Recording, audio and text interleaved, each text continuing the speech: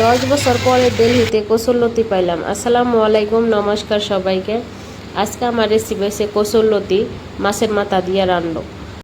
কসুরলতি আমি লাস্ট কবে খাইছি আমার মনে নাই, আর দিল্লিতে আসার পরে আমি এই জিনিস চোখেই দেখি নাই।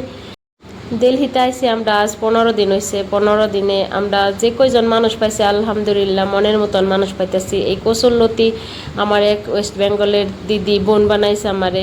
সেই বোনে আমার যত ধরনের বাঙালি সবজি আছে আমার এক ব্যাগ ভর্তি করে আমার জন্য পাঠিয়ে দিছে। তে দিদির জন্য আমার অন্তরের থেকে বহুত বহুত দোয়া রইল। দোয়া তো এমনিও থাকবো, শুধু সবসময় থাকবো দোয়া।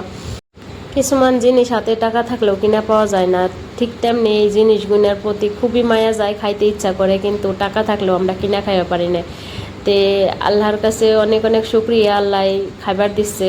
যে বোনটা আমার পাঠাইছে একদম আমার ছোট বোনের মতন, একদম বোনের মতন ভাইবে আমারে, আমার ছেলের জন্য আমার মন পছন্দ সবজি নিজে কিনে আমার জন্য পাঠিয়ে দিচ্ছে।